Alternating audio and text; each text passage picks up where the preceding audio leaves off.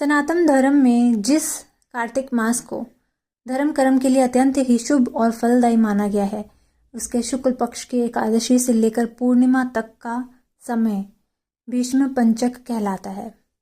यह पर्व महाभारत के मुख्य पात्रों में से एक गंगापुत्र भीष्म के नाम पर है। ये 5 दिन अत्यंत ही पवित्र और पुण्यदायी माने गए हैं।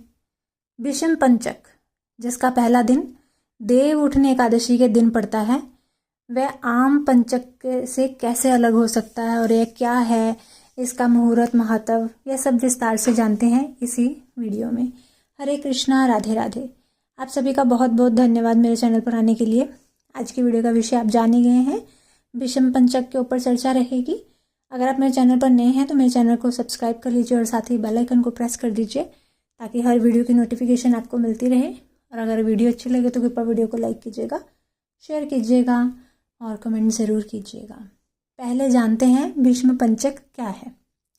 सनातन परंपरा में कार्तिक मास के शुक्ल पक्ष की एकादशी से लेकर कार्तिक पूर्णिमा की अवधि भीष्म पंचक कहलाती है। और मान्यता है कि जो लोग किसी कारणवश चातुर्मास नहीं कर पाते हैं, वे इन 5 दिनों में जप तप और व्रत करके उसका पुण्य फल प्राप्त कर सकते हैं। आस्था और भक्ति से जुड़े इन 5 दिनों की पूजा करने पर साधक को धर्म, अर्थ, काम और मोक्ष चारों की प्राप्ति होती है। जैसे कि मैं पहले ही बता चुकी हूँ कि एकादशी से लेकर पूर्णिमा तक ये पंचक कहलाता है।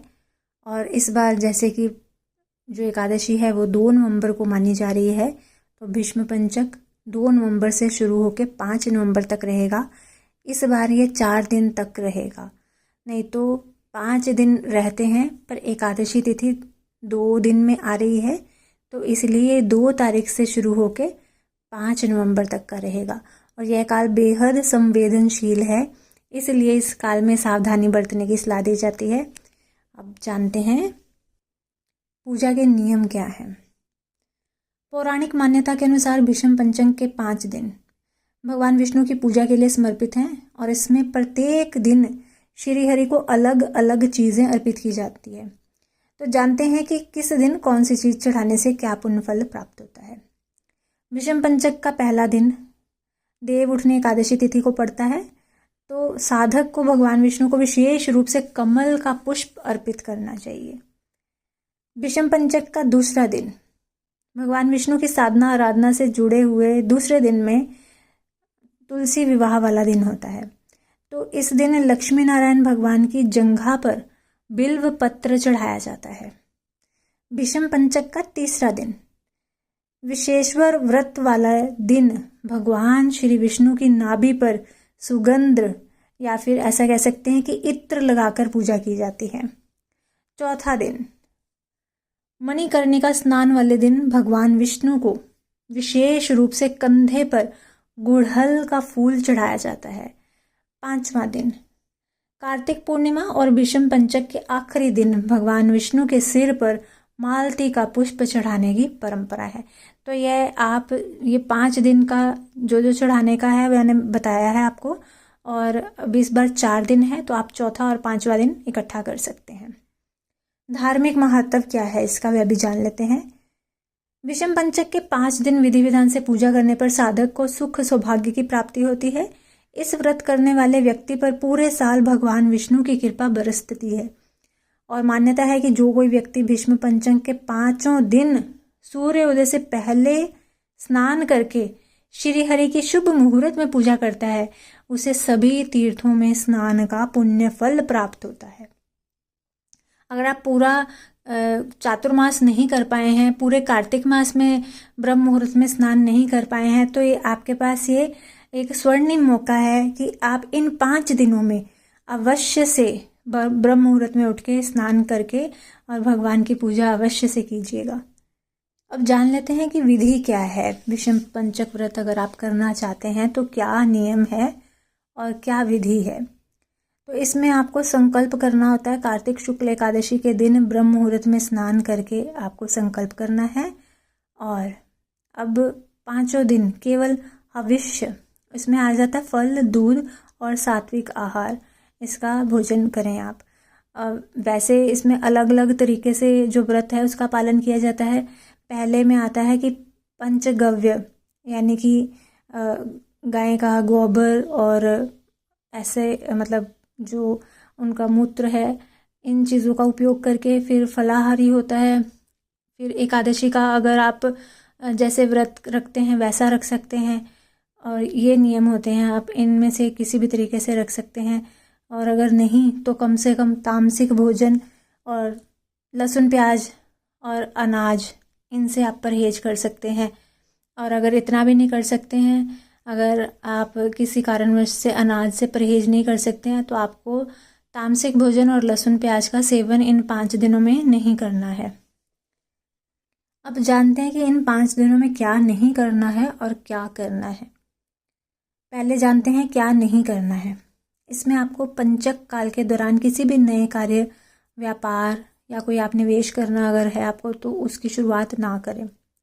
दूसरा, दक्षिण दिशा की तरफ यात्रा करने से बचे, इसे अशुभ माना जाता है। तीसरा, अगर घर में छत डालना है, कोई पेंटिंग का काम चल रहा है, कुछ निर्माण का काम चल रहा है, तो इसे आप टाल सकते हैं 5 दिन में, उसके बाद आप करवा सकते हैं। अगला, चारपाई, फर्नीचर, पलंग, ये इन चीज़ों की बनावट या मरम्मत, इन्हें ना करवाएं आप।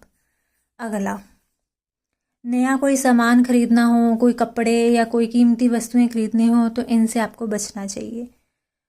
और लास्ट वाला कि अगर पंचक के दौरान किसी की मृत्यु हो जाए, तो अग्नि पंचक दोष से बचने के लिए एक पुतला बना के उसके साथ दाह संस्कार करना चाहिए। पंचक काल में क्या करना चाहिए यह भी जान लेते हैं। पंचक काल में अशुभ प्रभाव से बचने के लिए भगवान विष्णु और कृष्ण जी की और हनुमान जी की आराधना आप कर सकते हैं। इसमें आप हनुमान चालीसा कर सकते हैं, विष्णु सहस्त्र नाम का पाठ कर सकते हैं और गजेंद्र मोक्ष स्तुति पढ़ सकते हैं। बहुत सारी स्तुतियां हैं, भीष्म स्तुति है उसका पाठ कर सकते हैं। जो भागवत गीता के अंदर बहुत सी स्तुतियां हैं, प्रहलाद महाराज ने स्तुति करी हुई है, कुंती महारानी की स्तुति है, बहुत सी स्तुतियां हैं, नाग कन्या की स्तुति हैं। तो आप इनमें से जो भी स्तुति पढ़ना चाहते हैं वह पढ़ सकते हैं। विशेषकर से ये जो समय होता है ये पूजा पाठ के लिए बेहद शुभ माना जाता है। पर अगर हम लोग कोई भौतिक वस्तुओं की तरफ अगर देखें तो उनसे हमारा जो अलगाव है उसका समय होता है, उसमें हमें ध्यान नहीं देना और भगवान की भक्ति पे ध्यान देना होता है। इसमें हमें और क्या करना चाहिए कि दक्षिण दिशा की अगर यात्रा करनी ही पड़ जाए तो आपको सरसों के तेल का दीपक दक्षिण दिशा में पहले आप जलाएं, उसके बाद यात्रा करें। अगर बहुत आवश्यक है तो फिर आप ऐसा करके जा सकते हैं।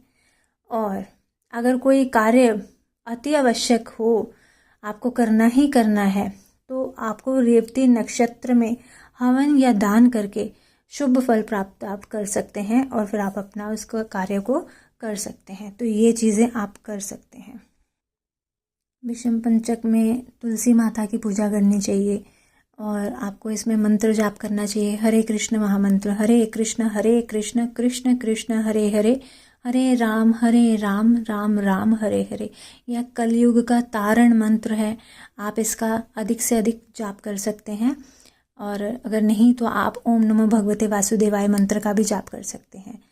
ये जो मंत्र था ये सतयुग का मंत्र था, ओम नमो भगवते वासुदेवाय, जिसे अभी तक भी किया जाता है। पर जो कलयुग का तारण मंत्र है वह हरे कृष्ण महामंत्र है, जो कि मैं आपको बता चुकी हूँ। तो आप इसका आप जाप कर सकते हैं और तुलसी को रोजाना से जल अर्पित करें और दीपक जलाएं। और सादा भोजन करने के लिए विशेष रूप से कहा जाता है विषम पंचक में, इसमें फल, दूध, मूंग दाल, चावल, ये आप सादा भोजन इसका आप कर सकते हैं।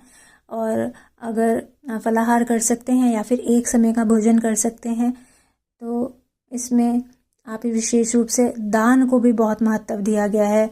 जैसे अन्न दान करना, वस्त्र दान करना, जल, तिल, दक्षिणा, तुलसी पौधा भी दान करना बेहद शुभ होता है।